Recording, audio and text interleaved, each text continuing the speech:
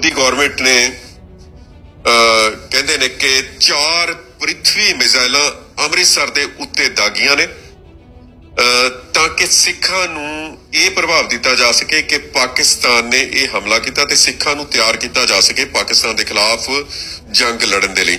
ਉਹਨਾਂ ਨੂੰ ਗੁੰਮਰਾਹ ਕਰਕੇ ਇਹ ਜਿਹੜੀਆਂ 4 ਪ੍ਰਿਥਵੀ ਮਿਜ਼ਾਈਲਾਂ ਸੁੱਟੀਆਂ ਨੇ ਅੰਮ੍ਰਿਤਸਰ ਦੇ ਵਿੱਚ, ਇਹਦੇ ਬਾਰੇ ਬਕਾਇਦਾ ਤੌਰ ਦੇ ਉੱਤੇ ਜਿਹੜਾ ਹੈ ਉਹਨਾਂ ਨੂੰ ਗੁੰਮਰਾਹ ਕੀਤਾ ਜਾਣਾ ਸੌਖਾ ਹੋਏਗਾ ਕਿ ਦੇਖੋ ਪਾਕਿਸਤਾਨ ਨੇ ਜਿਹੜਾ ਹੈ ਅੰਮ੍ਰਿਤਸਰ ਦੇ ਉੱਤੇ ਜਿਹੜੀ ਗੁਰੂ ਕੀ ਨਗਰੀ ਹੈ ਉਸ ਦੇ ਉੱਤੇ ਹਮਲਾ ਕਰ ਦਿੱਤਾ। ਚਲੋ ਜੀ ਤਿਆਰ ਹੋ ਜਾਓ, ਚੱਕ ਲਓ ਘੋੜੇ ਬੰਦੂਕਾਂ, ਇਹ ਕਰ ਦੋ ਉਹ ਕਰ ਦੋ। ਜਿਹੜੇ ਪਾਕਿਸਤਾਨ ਦੀ ਜਿਹੜੀ ਫੌਜ ਆ, ਪਾਕਿਸਤਾਨ ਦਾ ਡਿਫੈਂਸ ਆ ਜਿੰਨਾ ਵੀ, ਉਹਦੇ ਬਾਰੇ ਖਬਰਾਂ ਨੂੰ ਤੁਹਾਡੇ ਤੱਕ ਪਹੁੰਚਾਉਂਦੇ ਨੇ, ਸਾਡੇ ਤੱਕ ਪਹੁੰਚਾਉਂਦੇ ਨੇ। ਉਹਨਾਂ ਨੇ ਇਸ ਦੇ ਬਾਰੇ ਬਕਾਇਦਾ ਤੌਰ ਦੇ ਉੱਤੇ ਜਾਣਕਾਰੀ ਦਿੱਤੀ ਹੈ।